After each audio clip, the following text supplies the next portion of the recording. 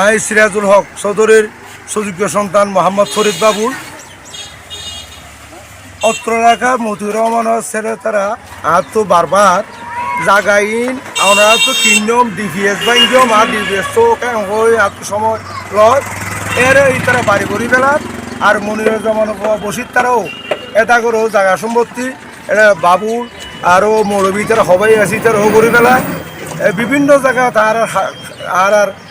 কাগজপত্র টাকা সত্ত্ব তারা বিদ্যাগুলো প্রদর্শন করে স্থাপনা তৈরি করে ফেলে। চকরিয়া উপজেলার প্রপার কয়ারবিলে জমিদারের প্রজারা এখন চাষাবাদ ও খামার বাড়িতে থাকার সুযোগে স্থায়ীভাবে জমি জবরদখলত্বের কাঁচা বসতবাড়ি ও দালান নির্মাণের অপচেষ্টা করার মতো গুরুতর অভিযোগ পাওয়া গেছে। বিষয়টি নিয়ে চকরিয়া উপজেলার কয়ারবিল ইউনিয়নের ৮ নং ওয়ার্ডের প্রপার কয়ারবিলের বাসিন্দা ও মরহুম সিরাজুল হক চৌধুরীর পুত্র সাংবাদিক মোহাম্মদ ফরিদ প্রকাশ বাবুল মিয়া চকরিয়া থানায় পৃথক দুটি লিখিত অভিযোগ দায়ের করেছেন। প্রথম অভিযোগটিতে আসামি করা হয়েছে প্রপার কয়ারবিলের ৮ নং ওয়ার্ডের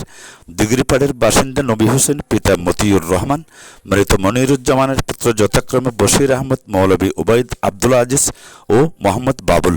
সূত্রে জানা গেছে কয়ারবিল মৌজার বিএস খতিয়ান নং ৯৬০, ৯৬১ ও ৭১৯ ভুক্ত সকল দাগের আন্দর রেকর্ডীয় মালিক বাদীর পিতা মরহুম সিরাজুল হক চৌধুরীর প্রাপ্ত অংশ,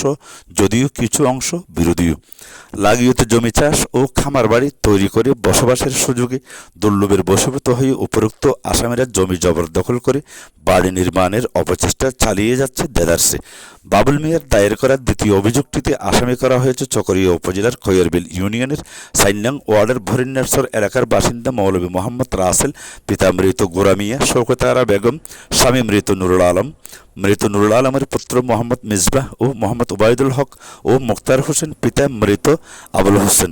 অভিযোগে প্রকাশ কয়ারবিল মৌজার বিএস ৬০০ দাগের সকল জমি বিরোধীয় জমিতে একইভাবে চাষারা চাষাবাদ ও খামার বাড়ি তৈরি করে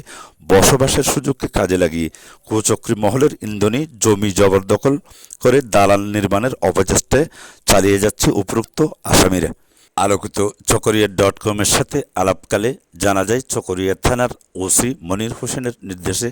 চকরিয়া থানার অপর এএসআই দেবু সঙ্গীয় পুলিশ ফোর্স নিয়ে ৫ এপ্রিল ২০২৬ ইংরেজি তারিখ পৃথক দুটি ঘটনাস্থল পরিদর্শন করেন এবং এ সময় উপস্থিত সাংবাদিকদের এ বিষয়ে সত্যতা নিশ্চিত করে বলেন শীঘ্র চকরিয়া থানার ওসি বিষয়টি নিয়ে নজরদারিপূর্বক আইনগত ব্যবস্থা নেবেন। অন্যদিকে স্থানীয়রা জানাচ্ছেন বাবুল মিয়া পরিবারের অন্তত ১০০ একর জমি কয়ারবিল মৌজা, লক্ষ্যেশ্বর মৌজা, ছোট বিওলা, বরৈতলী মৌজা, অপরদিকে পার্বত্য এলাকার রেফারফারি ও পাইতং মৌজায় ছড়িয়ে ছিটিয়ে রয়েছে। দীর্ঘদিন যাবৎ চাষারা তাদের জমিগুলো চাষাবাদ করে বছরান্তে আনুষ্ঠানিকভাবে লাগিয়তের টাকা এবং বিভিন্নভাবে ধান তারা জমিদার